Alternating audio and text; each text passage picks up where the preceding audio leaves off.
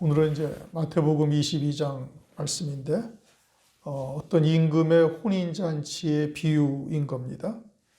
이 혼인잔치의 비유, 성경에는 혼인잔치의 비유가 두 번 나옵니다. 마태복음 22장에 나오는 말씀과 요한계시록 19장 9절에 어린 양의 혼인잔치가 있죠. 이 어린 양의 혼인잔치는 신랑 되시는 예수님이 재림하실 때 신부로 맞이하는 자들의 잔치를 말하고 있어요. 그리고 그것은 요한복음 2장의 갈릴리 가나의 혼인잔치와 맥이 동일한 겁니다. 즉 요한계시록 19장에서 말씀하시는 어린 양의 혼인잔치는 요한복음 2장 갈릴리 가나의 혼인잔치와 영적인 맥을 같이 하고 있는 거예요. 갈릴리 가나의 혼인잔치가 사흘 되던 날에 갈릴리 가나의 혼인잔치가 있다 하면서 예수의 모친과 제자들과 예수님이 초청을 받았죠. 그럼 사흘 되던 날, 이건 우리가 요한복음을 이제 상고할 때 말씀을 드렸지만 예수님이 이 땅에 임마누엘 하신 것이 첫째 날입니다. 요한복음 1장에서 보면 14절인가 예수님이 이 땅에 임마누엘 하신 것이 첫째 날이고, 그리고 요한복음 1장에 이튿날 세례 받으시고 또 이튿날 성전에 가시고 뭐 하면서 이튿날 제자를 삼으시고 하면서 이튿날이 세 번 요한복음에서 1장에서 언급이 되는데 요한복음 2장에서는 사흘 되던 날이라고 말씀하고 있어요. 그러니까 논리적으로는 이 말씀이 맞지가 않은 겁니다. 이튿날이 첫째 날이 주님이 오셨고 그 이튿날 세례를 받으시고 이튿날 다른 여러 가지 일들이 있으셔서 이제 쭉 기록을 해 놓으셨는데 그런 것들이 이제 세 번 겹쳐지고 요한복음 2장에 가서는 그러면은 닷새째 되는 날 해야 그게 정상적으로 논리적으로 맞는 말씀이죠. 그런데 그렇게 하지 아니하고 사흘 되던 날에 갈릴리 가나의 혼인잔치가 있다. 이렇게 말씀하시는 것은 갈릴리 가나의 혼인잔치가 주의 초림으로부터 사흘째 되는 날 있을 것을 말씀하고 있는 거예요. 주의 초림이 첫째 날이고 그 다음에는 모든 것이 다 이튿날 안에 다 들어가 있는 것이고 사흘 되던 날에 주님이 재림하실 것을 말씀을 하고 있죠. 그러니까 이와 같은 요한계시록 19장에 있는 어린 양의 혼인잔치는 요한복음 2장에 있는 갈릴리 가나의 혼인잔치와 맥을 같이 하고 있는 것인데 여기서의 임금의 잔치, 혼인잔치는 그것과는 다른 겁니다. 다른 성격의 비유를 지금 말씀하고 있는 거예요. 그럼 여기서의 혼인잔치는 뭘 말하는 것이냐? 1절을 보니까 예수께서 다시 비유로 말씀하시되 가라사대 천국은 마치 자기 아들을 위하여 혼인잔치를 베푼 어떤 임금과 같다. 어린 양의 혼인잔치는 다른 어떤 임금이 혼인잔치를 이제 베푼 것을 말하고 있는데 그것은 4절을 보면 오찬이다 이렇게 말씀을 하셔요. 잘 차려진 점심 식사를 말씀하고 있는 것이죠. 성경에서는 식사가 세 번 등장을 합니다. 요한복음 21장 15절에 조반이 등장을 하고 누가복음 22장 20절에 저녁 식사가 등장을 하고 그리고 마태복음 22장 4절에 오찬 점심 식사가 등장을 하는 거예요. 성경에 그렇게 세 번의 식사가 등장을 하고 우리가 이 땅에 와서 일생 동안 사는 것이 하루와 같고 이 세 번의 식사를 먹어야 할 것을 우리에게 영적으로 계시를 하는 것이죠. 그러면 이 세 번의 식사가 무엇을 말하는 것이냐? 이것은 누가복음 11장에도 보면은 친구가 왔는데 다른 사람에게 가서 떡 세 덩이를 빌리죠. 내 친구가 여행 중에 잠깐 왔는데 떡 세 덩어리를 빌려요. 그러니까 떡 세 덩어리라는 것은 우리가 이 땅에 나그네로 또는 이제 여행하면서 사는 순례길을 가는 우리들이 먹어야 할 양식을 말하는 것이고 그것을 성경에서는 조반, 오찬, 저녁 이렇게 말씀을 하고 있는 겁니다. 그러면은 우리가 이 땅에서 먹어야 할 이 세 가지의 양식이 뭐냐? 세 번의 양식이 뭐냐? 예수님은 요한복음 4장 34절에 주님의 양식이 무엇인지를 말씀하고 있죠. 사마리아 여인을 만났을 때 아버지의 뜻을 행하는 것, 아버지의 뜻을 온전히 이루는 것이 주님의 양식이다. 그래서 우리들이 이 땅에 와서도 먹어야 할 양식이 그와 같은 것임을 말씀을 하고 있어요. 먼저는 아버지의 뜻을 알아야 되니까 하나님의 말씀을 통해서 아버지의 뜻이 무엇인지를 알아야 되죠. 그것이 우리에게 양식이고 그것을 우리가 먹은 자가 되어지면은, 즉 하나님의 뜻, 진리가 무엇인지를 아는 자가 되어졌으면은 이제 그와 같은 진리의 말씀을 다른 영혼들에게 증거해서 다른 영혼들을 생명을 살리는 것, 이것이 우리의 양식이다 이겁니다. 사마리아 여인을 주님이 살리신 것이 주님의 양식이 되듯이 우리의 양식이 그와 같은 하나님의 말씀이 먼저 양식이고, 말씀을 먹고 난 뒤에 산자가 되어졌으면 다른 생명을 살리는 것이 그리스도인의 온전한 양식이 되죠. 그 양식이 떡 세 덩어리다, 아침, 점심, 저녁이다, 이렇게 성경에서 구별을 하고 있는 겁니다. 그 가운데 이제 마태복음 22장이 오찬, 점심이라는 것이죠. 그럼 조반이라는 것은 뭐냐? 그건 어둠에서 벗어난 자가 되게 하는 말씀이에요. 우리가 아침을 어둠에서 벗어난 이른 아침에 먹죠. 그렇게 어둠에서 벗어난 자가 먹는 양식이다. 그렇게 말씀을 통해서 우리가 온전한 구원받은 자, 이렇게 가죽 옷의 구원으로부터 하늘에 안친 바 되어진 영원한 생명으로 사는 자가 되어진 것을 깨닫는 거예요.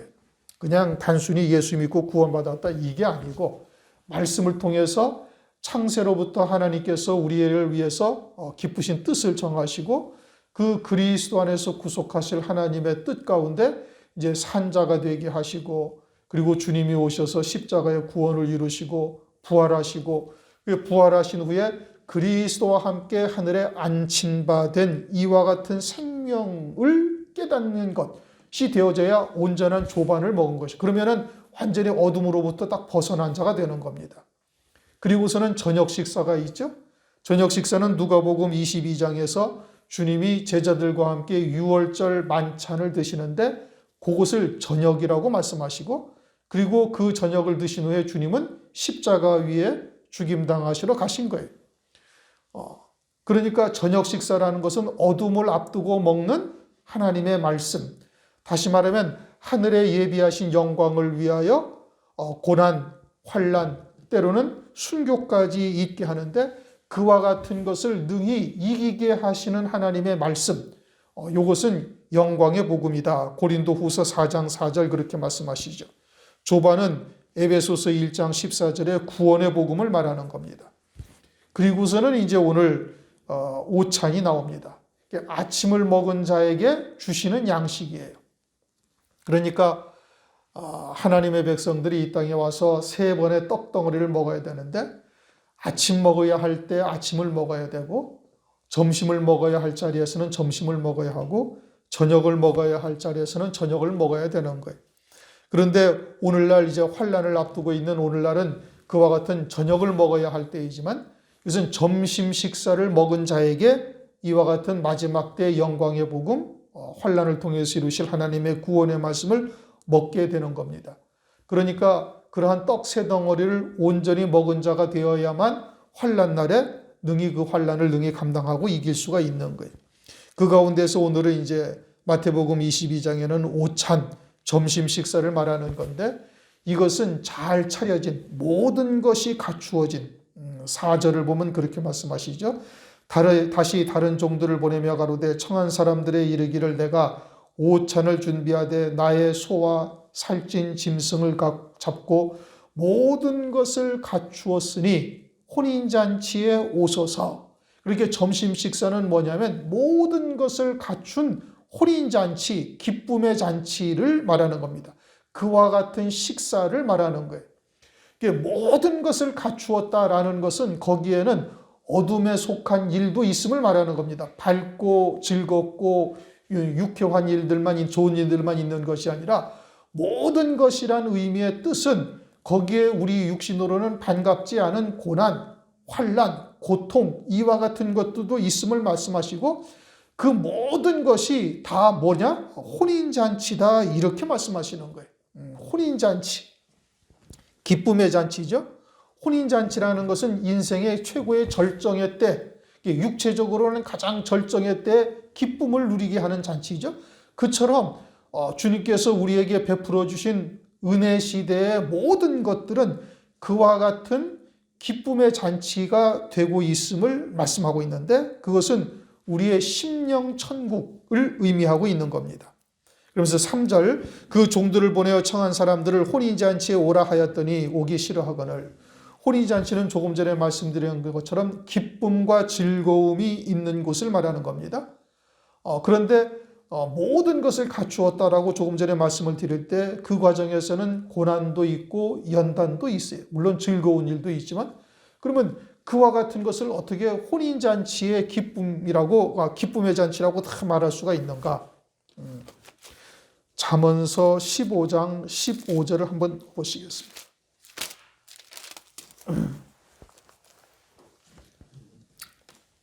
잠언서 15장 15절을 보면은 이렇게 말씀하십니다. 고난받는 자는 그날이 다 험악하나 마음이 즐거운 자는 항상 잔치하느니라. 마음이 즐거운 자는 항상 잔치한다고 그러는 거예요. 그러므로 우리에게 베풀어 주신 모든 것이 마지막 날 혼인잔치에 이르게 하시는 하나님의 사랑에서 기인한 것이라는 것을 깨닫게 되어지면은 그러면은 때로는 고난, 고통스러운 일이라 할지라도 그것이 나로 하여금 그리스도의 신부 되게 하시는 역사라는 것을 깨닫고 믿는 자에게는 기쁨의 자리가 되는 거예요. 비록 그와 같이 우리를 고통스럽고 힘들고 어려운 과정을 지나게 하지만 그것은 우리 안에 있는 온전치 못한 육신에 속한 것들 또는 정결케 하시려는 하나님의 역사라는 것을 깨닫고 믿음으로 받게 되어지면 모든 것이 다 기쁨의 잔치가 된다 이겁니다. 비록 고난을 받는다 할지라도 그 심령 속에 이와 같은 하나님의 나라가 이루어지고 혼인잔치에 기쁨이 자리하는 자가 되어지면은 세상을 능히 이기는 자가 되어지고 비록 고난, 고통이라 할지라도 그것이 우리를 낙심, 절망, 좌절하게 하지를 못한다 이겁니다. 그러니까 마음이 즐거운 자는 항상 잔치하느니라. 잠언서 15장 15절에 그렇게 말씀하고 있죠. 비록 어둠에 우리 하나님께서 어둠에 속한 마귀에게 나를 붙인다 할지라도 그것은 결국은 나를 사랑하사 온전케 하시는 하나님의 역사를 깨닫게 되어지니 그런 것에 침체되고 낙심하고 절망하는 것이 아니라 도리어 기뻐하며 감사하는 자가 되는 거예요. 그러니까 데살로니가전서 5장 16절, 17절, 18절 말씀에 뭐라고 말씀하세요? 항상 기뻐하라, 범사에 감사하라. 이것이 너희를 향하신 하나님의 뜻이다. 18절에 그렇게 말씀을 하고 있죠. 그래 하나님께서는 우리에게 모든 것을 다 은사로 주고 계시는 거예요. 믿음으로 받는 자에게는 모든 것이 다 하나님께서 우리로 하여금 온전케 하시는 역사라는 것을 깨닫게 되어지니 마음이 즐거운 자, 즉 심령 속에 천국이 이루어지고 그에 더해서 하늘에서 이루시는 신령한 혼인잔치의 영광을 보는 자가 되어지면은 또 그곳으로 인도하시는 하나님의 역사라는 것을 깨닫는 자가 되어지면은 모든 것이 다 기쁨의 잔치가 된다. 잠언서 15장 15절 말씀이 그겁니다. 그러니까 은혜 시대에 하나님께서 우리에게 베풀어 주신 모든 것이 다 그와 같은 영광의 자리로 우리를 인도하시는 하나님의 사랑에서 기인한 것이라는 것을 깨닫는 자는 모든 것이 다 기쁨의 잔치가 되는 것이죠. 그래서 혼인잔치에 오라 했더니 오기 싫어하거늘. 누가 오기를 싫어해요? 유대인들이 오기를 싫어하는 겁니다. 왜요? 그들은 자기들이 힘써 하나님이 주신 계명을 지켜서 의롭다라고 생각을 하고 있으니 하나님의 의이신 그리스도가 필요가 없는 거예요. 하나님의 의이신 그리스도를 믿어야 성령이 임하시고 성령이 임하셔야 그 심령 속에 영적인 혼인잔치의 자리가 이루어질 수가 있는데 그런데 예수를 영접지 아니하니까 이 심령의 천국의 잔치를 가질 수가 없고 느낄 수가 없고 그러니 오기를 싫어한다. 예수를 영접할 필요가 없다고 생각을 하니까 오기를 싫어하는 것이죠. 그러니까 그와 같은 혼인잔치의 기쁨을 누리지를 못하는 겁니다. 오늘날도 그것은 무엇을 말하는가?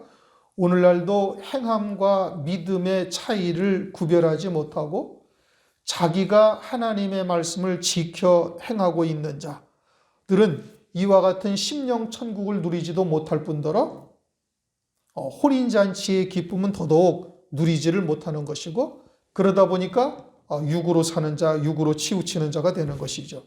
여호와의 하나님의 신령한 맛을, 하나님의 신령한 기쁨을 맛보지를 못하는 거예요. 그러니까 육으로 사는 자로서는 도저히 이와 같은 자리에 오기를 싫어하는 것이죠. 올 수도 없고 오기도 싫어하고. 4절, 다시 다른 종들을 보내며 가로되 청한 사람들에게 이르기를. 주님께서는 계속 종들을 보내죠. 천국의 제자된 서기관들을 보내서 하나님의 뜻이 무엇인지를 바르게 증거하고 있는 겁니다. 그런데 사람들은 하늘에 속한 기쁨보다 세상에 속한 기쁨이 더 크니까 세상에 속한 기쁨을 놓을 수가 없어서 오지를 못하는 거예요. 그래서 청한 사람들에게 이르기를 내가 오찬을 준비하되, 은혜의 복음이요 오늘날 성령으로 말미암아 이루시는 심령 천국 잔치를 말하는 겁니다. 내가 오찬을 준비하되 나의 소와 살찐 짐승을 갖고 모든 것을 갖추었다. 그냥 소를 잡아서 잔치를 베풀었다 이렇게 말씀하지 아니하고 나의 소다라고 말씀하고 있어요. 나의 소. 소라는 것은 잠언서 14장 4절에 힘을 나타내는 건데, 잠언서 14장 4절, 소가 없으면 구유는 깨끗하려니와 소의 힘으로 얻는 것이 많으니라. 그러니까 소라는 것은 충성되게 일하는 것을 나타내고 있는데, 그것을 주님께서는 나의 소다 이렇게 말씀하고 있죠. 그러니까 내가 힘써 주를 위하여 일을 하는 것이 아니라 하나님께서 내게 하늘에 속한 기쁨을 주시고 성령으로 하나님의 말씀으로 붙잡아 인도하시는 역사를 이루시는 거예요. 아버지의 힘이 내 안에서 일하시는 것으로 일을 한다 이겁니다. 내게 능력 주시는 자 안에서 내가 모든 것을 할 수 있느니라. 그러한 심령이 되어야 되는데, 내가 주를 위해서 헌신하는 것과 내게 능력 주시는 자 안에서 내가 모든 것을 할 수 있느니라는 것은 전혀 다른 겁니다. 믿음과 행함의 차이인 것이죠. 그러니까 심령 천국이 이루어진 자는 그렇게 성령의 인도하심을 쫓아 믿음으로 사는 거예요. 성령의 열매, 하나님의 의의 열매를 맺는 것이고, 바리새인 유대인들처럼 내가 주를 위해서 말씀을 지켜 행하는 자들은 그것은 사람의 의요. 그러니까 하늘의 신령한 기쁨을, 성령의 위로하심을 맛볼 수가 없다 이겁니다. 그러니까 나의 소와 살찐 짐승을 잡고, 살찐 짐승을 잡았다. 살찐 짐승은 무엇이든지 잘 먹으니까 살이 찌는 거예요. 깨작깨작거리고 그저 원하는 것만 먹는 자는 살이 찌질 않는 겁니다. 무엇이든지 하나님이 주신 대로 다 믿음으로 받는 거예요. 욥기서 2장 10절, 그가 이르되 그대의 말이 어리석은 자 중 하나의 말 같도다. 우리가 하나님께 복을 받았은즉 재앙도 받지 아니하겠느냐 하고 이 모든 일에 욥이 입술로 범죄치 아니하니라. 그리고 욥이 하나님으로부터 복도 받았으니 재앙도 받는 것이 당연하다. 무엇이든지 하나님께서 주시는 대로 그대로 다 감사하며 받는 것이죠. 그것이 살찐 짐승과 같은 거예요. 그러니 복음, 하나님의 진리가 무엇인지를 바르게 깨닫고 있다면 모든 것을 다 감사함으로 받게 되어져 있는 것이죠. 그래서 살찐 짐승과 모든 것을 갖추었으니, 모든 것을 갖추었다라는 것은 어둠에 속한 자들의 방해, 회방, 마귀 이와 같은 것을 왜 두셨는지를 깨닫는 것이죠. 그것을 통해서 우리 안에 있는 불순종의 씨앗들을 빼내기 위함이요, 또 우리로 하여금 과연 믿음으로 사는지를 달아보시고 그리고 상급과 영광을 더하시기 위해서 그들을 두신 겁니다. 마귀가 없으면 우리가 이 땅에서 믿음으로 살아가야 할 이유가 하나도 없죠. 그러나 마귀가 있음으로 인해서 우리가 이 땅에서 믿음으로 사는 것이고, 그들을 통해서 오히려 우리의 발등상이 되게 하시는 역사를 하나님께서 이루어가고 계시는 겁니다. 그렇게 모든 것을 갖추었다. 그러니 혼인잔치에 오셔서 하라. 그것이 오늘날 은혜 시대에 우리에게 혼인잔치와 같은 기쁨의 잔치의 자리요, 우리로 하여금 영광의 자리에 이르게 하시는 역사를 이르게 하시는 겁니다. 은혜의 복음이 무엇인지를 깨닫는 자는 오찬을 먹는 자가 되는 것이고, 그것은 혼인잔치의 영광에 이르게 하시는 하나님의 역사라는 것을 깨닫고 있는 것이죠. 그런데 5절 저희가 돌아보지 아니하고 그들은 이러한 심령천국에 관심이 없어요. 육으로 사는 자, 행함의 도로 사는 자, 사람의 의로 사는 자는 이처럼 심령천국, 더더군다나 혼인잔치 같은 것에도 관심이 없다 이겁니다. 그리고서는 하나는 자기 밭에는 왜 가요? 일하러 가죠. 그러니까 자기가 힘써 일해서 무언가 얻고자 하는 겁니다. 행함의 의, 사람의 의로 사는 거예요. 그러니까 오늘날도 이처럼 사람의 의와 하나님의 의를 분별치 못하는 역사가 계속되고 있다는 것을 유대인들을 통해서 오늘날 우리에게 보여주시는 겁니다. 누누이 말씀드리는 거지만 믿음과 행함의 차이를 확실하게 깨달아야 되는 겁니다. 그것을 그냥 어영부영하게 또 그냥 대충대충 알고 있으면 아직 믿음으로 산다는 것이 무엇인지를 깨닫고 있지를 못하는 거예요. 그것을 많이 기도하고 하나님께 묻고 그리고 믿음으로 산다는 것이 무엇인지를 확실하게 분별할 수 있는 자가 되어야 되는 거예요. 그래야 행함에서 벗어날 수가 있는 것이고 우리가 이 땅에서 신앙생활하는 것이 헛된 것이 아니 되게 되는 겁니다. 밭으로 갔다라는 것은 사람의 의, 행함의 도를 쫓는 자들을 말하는 것이고 하나는 자기 상업차로 가고 장사하는 마음이다 이겁니다. 교회를 나오는 것이 하나님과 장사하는 거예요. 요한복음 2장에서 주님께서 성전에서 매매하는 자, 장사하는 자들을 다 내쫓죠. 그리고 내 집을 장사하는 집으로 만들지 말라. 주님께 헌신하는 것, 예배 드리는 것 또는 헌금하는 것 이것이 다 세상에 누릴 복을 위해서 장사하는 중심으로 신앙생활하는 것을 말하고 있어요. 살리는 것은 영이니 육은 무익하니라. 요한복음 6장 63절 그렇게 말씀하시죠. 하나님께서는 우리의 영이 온전한 생명으로 사는 것, 하늘나라에서 영생의 복을 누리는 것에 모든 말씀의 초점이 있습니다. 그런데 이제 보이는 것으로 하나님의 말씀을 기록해놨다 해서 세상의 복 또는 육신의 복 이와 같은 것으로 사는 자라면 그것은 장사하는 중심과 다를 바가 없는 것이죠. 6절 그 남은 자들은 종들을 잡아 능욕하고 죽이니 예수님이 보내신 종들을 능욕하고 죽이죠. 스데반도 돌에 맞아 죽었어요. 그처럼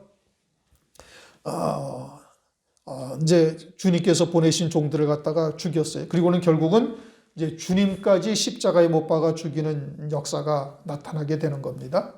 장차 이제 환난 날에도 똑같은 일들이 이와 같은 신앙에 의해서 하나는 상업차로 가는 자, 하나는 자기 밭으로 가는 자와 같은 신앙을 가진 자들에 의해서 신실한 하나님의 백성들이 또 죽임당하는 역사가 또 있게 되어지죠.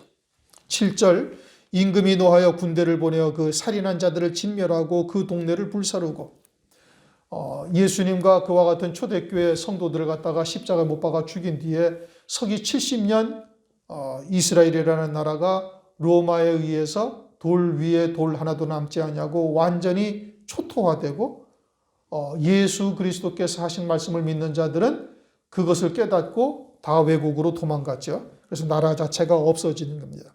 이제 또한 마지막으로 말세에 주의 재림이 임박했을 때 또 이와 같은 일들이 또 벌어지게 되는 겁니다. 이제 환란을 통해서 이처럼 행함으로 사는 자 또는 이와 같이 상업차 즉 장사하는 중심으로 신앙생활을 하고 있는 자들에 의해서 신실한 성도들이 또 죽임당하는 역사가 또 벌어지게 되는 것이죠. 8절 이에 종들에게 이르되 혼인잔치는 예배되었으나 청한 사람들은 합당치 아니. 1차로 청함받은 자는 유대인들이 청함을 받은 자인 겁니다. 율법시대 사람들. 예수님이 오시기 전에 이미 청함을 받았죠. 그러나 그들이 합당치 않다. 그들은 오늘날도 똑같이 장차 있을 혼인잔치에 합당하지 않은 자들인 겁니다. 그처럼 행함의 도를 쫓는 자 또는 세속적 신앙관을 가지고 있는 자들은 그런 혼인잔치에 참여할 수도 없고 오늘날 심령의 천국에 이루어지는 잔치에도 잔치에도 참여하지를 못하는 겁니다. 그러자 9절 사거리 길에 가서 사람들을 만나는 대로 혼인잔치에 청하여 오너라. 사거리라는 것은 사방으로 길이 나 있는 곳을 말하는 겁니다. 사방으로 길이 나 있다라는 것은 어떤 길이 참된 길인지 생명길인지를 구별하지를 못하고 있다, 이런 의미죠. 예수님은 내가 곧 길이요 진리요 생명이다. 요한복음 14장 6절에 그렇게 말씀을 하고 있습니다. 그런데 그 길을 찾지 못해서 방황하고 있는 자들, 다시 말하면, 다른 말로 하면 이방인들을 말하는 겁니다. 이방인들은 예수님이 누군지도 모르고 참된 생명의 길이 무엇인지, 구원의 도가 무엇인지를 깨닫지 못하고 있죠. 유대인들에게만 하나님께서 율법을 주시고 여호와 하나님인 것을 그들에게 나타내고 있는 거예요. 그러니까 사거리의 길에 가서 사람들을 만나는 데도 혼인잔치에 청하여 오너라 하는 것은 이방인에게로 구원이 넘어가서 이방인들이 예수님으로 말미암아 이러한 혼인잔치에 청함을 받는 자가 되었음을 말씀하고 있는 겁니다. 하나님의 말씀도 없고 하나님이 누군지도 모르고 각자 제 길로 가던 이와 같은 자들이 이제 그리스도로 말미암아 그 혼인잔치에 청함을 받게 되는 겁니다. 10절, 종들이 길에 나가 악한 자나 선한 자나 만나는 대로 모두 데려오니. 악한 자라는 것은 윤리 도덕적으로 악을 행하는 자가 아니라 하나님이 없는 자들이 악한 자들이죠. 이방인들, 유리하는 자들. 선한 자라는 것은 나름대로 말씀을 가지고 있다 하는 자들을 말하는 겁니다. 유대인들, 악한 자나 선한 자나 만나는 대로 데려온다. 어거지로 앉히는 것이 아니라 복음을 듣고 믿음으로 받는 자들이 오는 거예요. 요한복음 6장 44절 보면 아버지께서 내게로 이끌지 아니하면 아무라도 내게로 올 수 없다. 그러니까 아무나 오는 것이 아니라 하나님께서 이끄는 자, 이끌림을 받는 자들만 주님에게로 오는 것이죠. 즉 예수 그리스도로 초청을 받는 자들이 오는 겁니다. 그러자 혼인잔치에 손이 가득한지라. 손이 가득하다라는 것은 나그네다, 이 뜻이죠. 이 땅에서 사는 삶이 나그네 삶이라는 것을 깨닫고 있는 자고 하늘나라가 나의 본향임을 알고 있는 자, 그들이 손이라고 하는 나그네라고 하는 나그네를 말씀하고 있는 겁니다. 아브라함도 이 땅에서 외국인과 나그네라 살았고 하늘 본향을 사모하며 믿음으로 살았다고 히브리서 11장에 말씀을 하고 있죠. 그와 같은 믿음으로 살고 있다 하는 자들이 다 청함을 받은 거예요. 혼인잔치에 손이 가득한지라. 11절, 임금이 손을 보러 올세. 거기서 예복을 입지 아니하는 한 사람을 보고. 그러면 손을 다 들어와 이제 사거리에 가서 악한 자나 선한 자나 다 데리고 왔는데 거기서 예복을 입지 아니한 한 사람은 누구냐? 그것은 10절에 선한 자, 하나님의 말씀을 가지고 있다 하는 자, 그 선한 자요 하나님의 말씀을 가지고 있는 자인데 자기가 의로워서 초대를 받았다라고 생각을 하는 거예요. 사람의 의로 살고 있다 이거죠. 우리는 하나님의 의인 예수 그리스도로 의의 옷을 입은 자여야만 되는 겁니다. 그리스도로 옷 입은 자가 되지 아니하면 이와 같은 자리에 절대 갈 수가 없죠.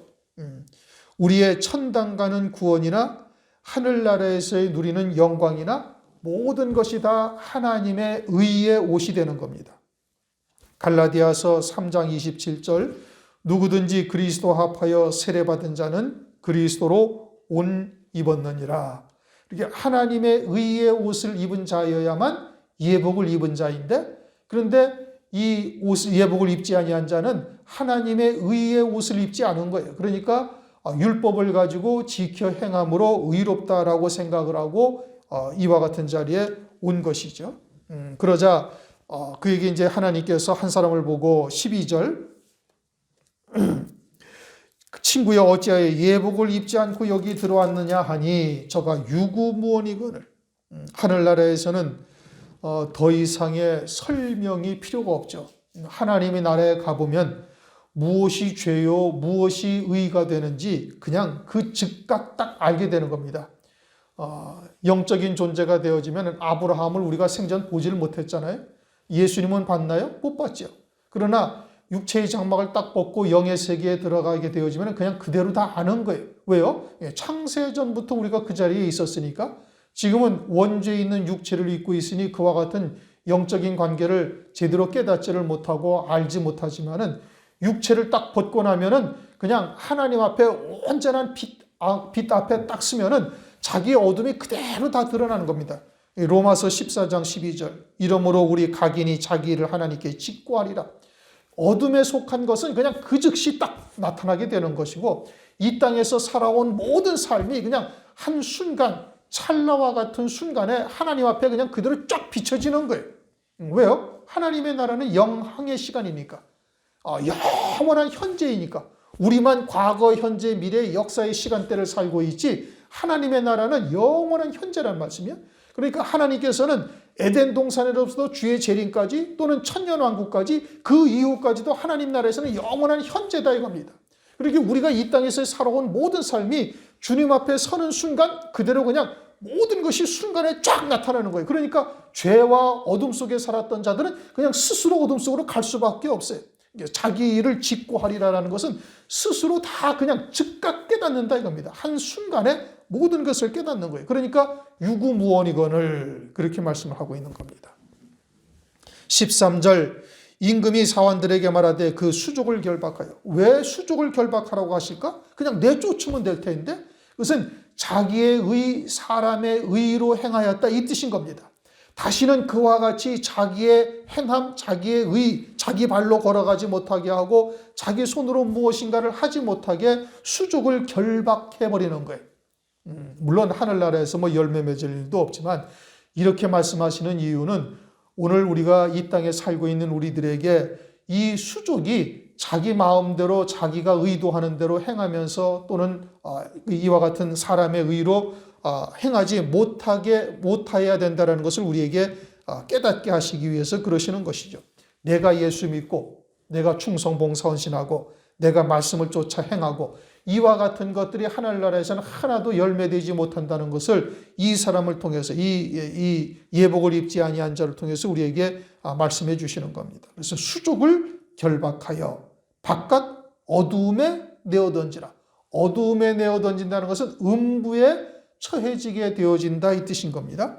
이 땅에서 신앙생활하며 나름대로 행하였다라고 생각했던 모든 것들이 하나도 열매되지 못함을 말씀하고 있는 거예요. 그리고 영적으로는 이 땅에서 음부와 같은 삶을 살았음을 말하는 거예요.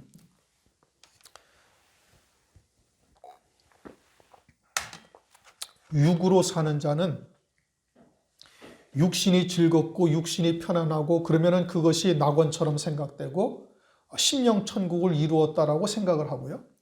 영으로 사는 자는 육신에 관계없이 하나님 나라의 기쁨을 맛보는 거예요. 그러니까 영으로 사는 자여 하나님의 나라가 그 심령 속에 이루어진 자는 세상과 관계없이 세상의 것과 관계없이 있든지 없든지 관계없이 하나님의 나라 안에서의 기쁨을 누리는 자예요. 그러면은 그러한 하나님의 나라를 누렸던 자는 육체의 장막을 벗게 되어지면 그대로 하늘나라에서 그와 같이 누리는 것이고 그러한 하나님의 나라를 이 땅에서 하나도 누리지 못하고 육신이 즐거우면 기쁘고 육신이 고통스러우면 낙심하고 절망하고 이와 같이 육신에 흔들려서 육신에 의해서 살았던 사람은 이 하나님의 나라의 기쁨을 전혀 맛보지 못하는 거예요. 여호와의 선하심을 맛보지 못한 것이죠. 그러니까 하나도 하나님의 나라의 영생의 열매가 맺지 못했다 이거죠. 그러니까 어디로 가요? 어두운 데로 내어 쫓기는 것이 이제 나타나고 있는 겁니다.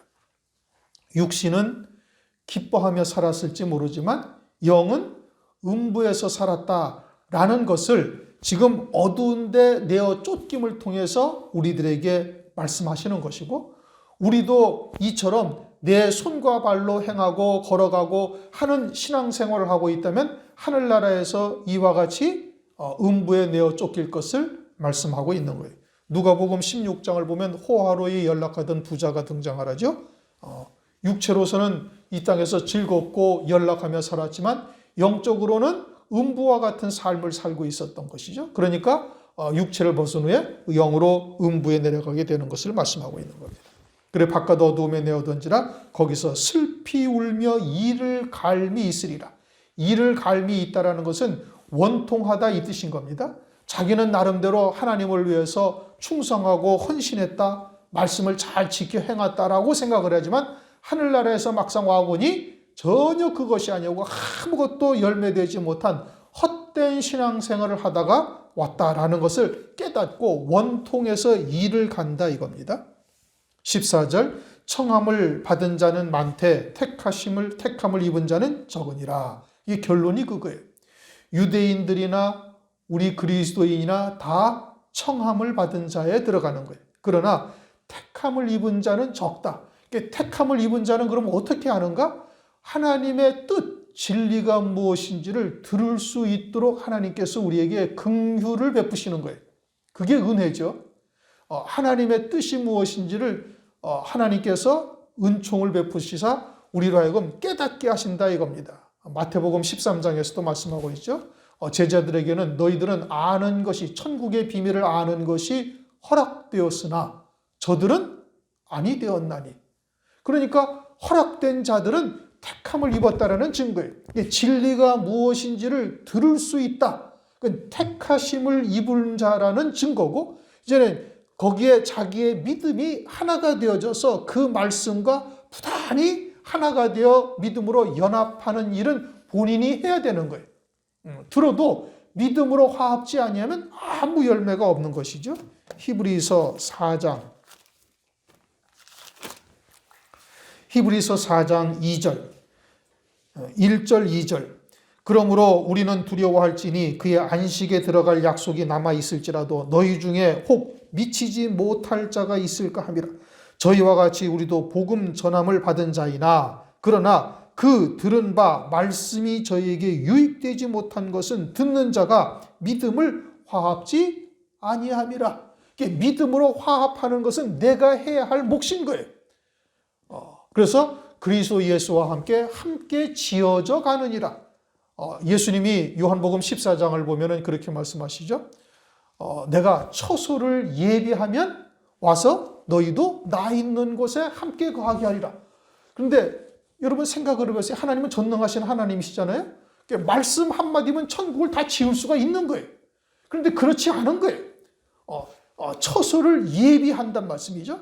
그것은 우리가 이 땅에서 신앙생활을 어떻게 하는가에 따라서 처소가 예비된다 이겁니다. 그래서 에베소서 2장 22절에 뭐라고 말씀하시? 너희가 성령 안에서 하나님이 거하실 처소가 되기 위하여 예수와 함께 지어져 가느니라.